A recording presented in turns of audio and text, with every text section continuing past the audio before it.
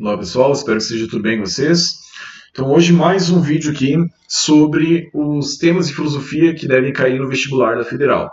E nesse vídeo de hoje, ele é um tema que vai cair tanto na primeira fase quanto também na segunda fase, para os cursos que pedem como segunda fase prova de filosofia, né, como direito de filosofia.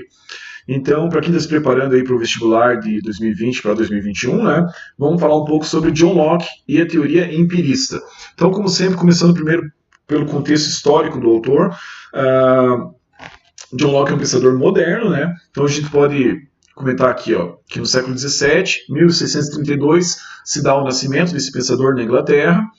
Mais ou menos uns 10 anos depois, é quando tem início uma guerra civil dentro da Inglaterra, que vai opor ali, por questões políticas e religiosas, né, o parlamento e a monarquia, e também grupos ligados à religião protestante e católica.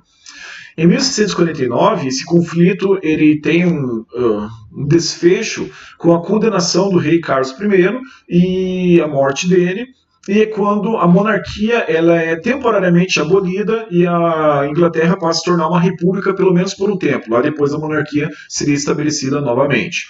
Em 1651, Thomas Hobbes publica o famoso livro chamado O Leviatã, que é toda uma teoria a respeito de um Estado monárquico. Ele vai defender um Estado monárquico, né?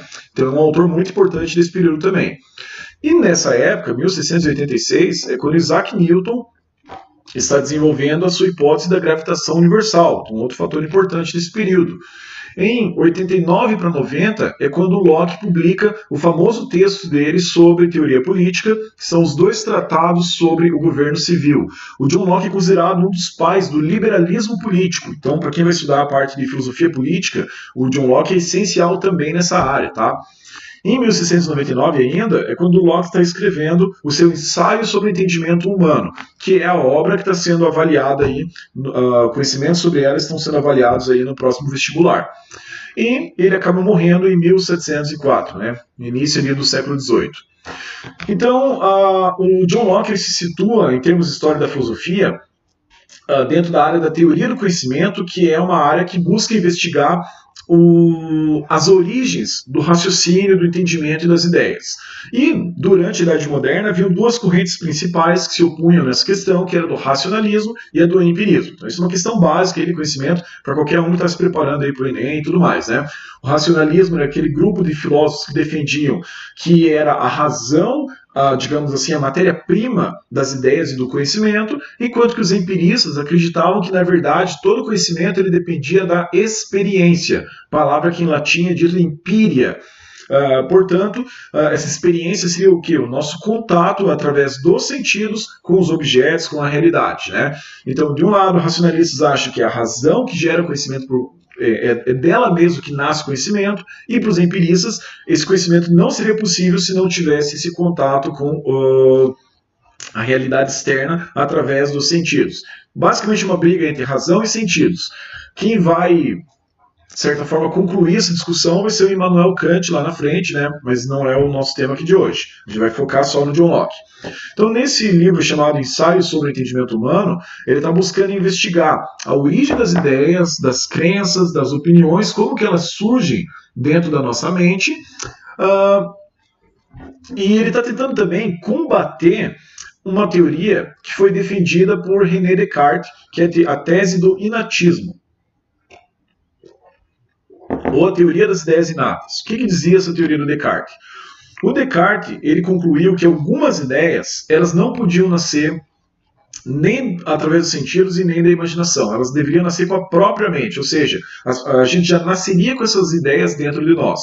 Ideias como Deus, infinito e perfeição, que não são coisas que a gente pode perceber pelos sentidos, mas todo mundo consegue entender o que elas querem dizer, o que elas significam. Ele acredita então que essas ideias estariam embrionariamente dentro do indivíduo, porque o próprio Deus, que é um ser infinito e perfeito, teria colocado essas ideias dentro da nossa mente, né? Então essa é a tese defendida por Descartes na sua obra Meditações Metafísicas. E o John Locke, nesse livro, ele vai tentar demonstrar que o Descartes estava equivocado, que essa hipótese ela é falsa. Então, basicamente, ali na lista de obras que está sendo pedida pela Federal, eles pedem o livro 1 e o livro 2, que são, na verdade, dois, digamos, capítulos, né, do texto inteiro.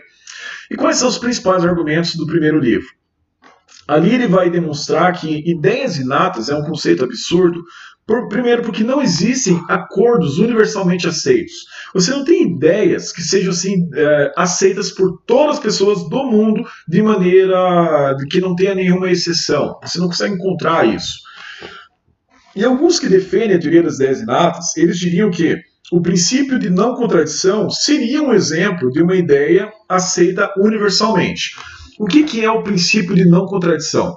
Ele é uma regra lógica estabelecida por Aristóteles, lá no mundo antigo, de que uma coisa não pode ser e não ser ao mesmo tempo.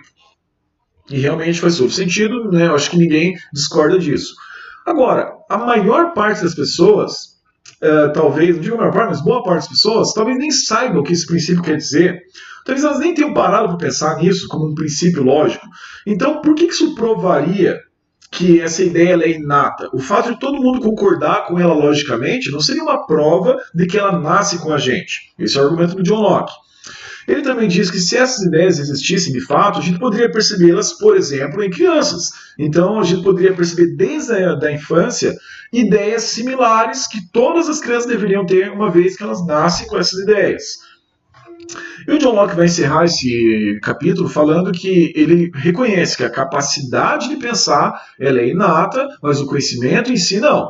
Ou seja, a capacidade de gerar ideia, ela pode até ser uma coisa que a gente nasce com ela. Agora, a ideia em si, ou seja, o produto do pensamento, isso não seria uma coisa que nasce com a gente, é uma coisa que a gente constrói.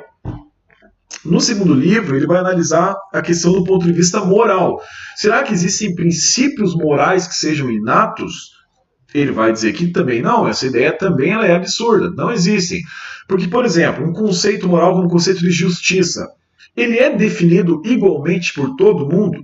Todas as pessoas concordam entre si sobre o que é justo, sobre o que é bom, sobre o que é saudável, sobre o que é o bem? A resposta é óbvia que não. Então não teria como esses princípios nascerem com as pessoas, né? Se a moral fosse inata, se a gente nascesse com princípios morais, a gente não precisaria ensinar ninguém, né? Seria uma coisa que estaria dado, que todo mundo simplesmente encontraria esses princípios, eles não precisariam ser ensinados. E uma outra prova que o John Locke usa para dizer que esse princípio não faz sentido, que eles sejam inatos, é que você vai perceber que em diferentes culturas os princípios morais serão diferentes, né? Então você compara várias culturas ao redor do mundo, o que é certo ou errado depende muito do contexto cultural. Então todos esses argumentos levam ao centro da teoria de John Locke, que é: qual seria então a origem das ideias ou princípios morais? Tudo que está na nossa mente passou antes pelos sentidos, ou seja, tudo a gente aprendeu através da experiência. É isso que os empiristas defendem, em contrário dos racionalistas, né? Então, John Locke está querendo mostrar que se alguma coisa está na sua mente, é porque você viu, ouviu, tocou, sentiu, por algum dos 5 sentidos, essa informação entrou na sua mente e daí sim ela se transformou em ideia, e não porque nasceu lá desde sempre dentro dela, tá? Então é isso que você tem que lembrar basicamente acerca do John Locke, né, principalmente para a primeira fase da Federal, né, vai ter uma questão sobre isso. Então lembre-se que para John Locke as ideias não nascem com os indivíduos. A gente aprende elas através da experiência. E também para aqueles que vão passarem eventualmente para a segunda fase, como no curso de Direito, daí leia o texto por completo, né, para se preparar melhor aí para as questões que podem acabar sendo cobradas. Um grande abraço e até a próxima.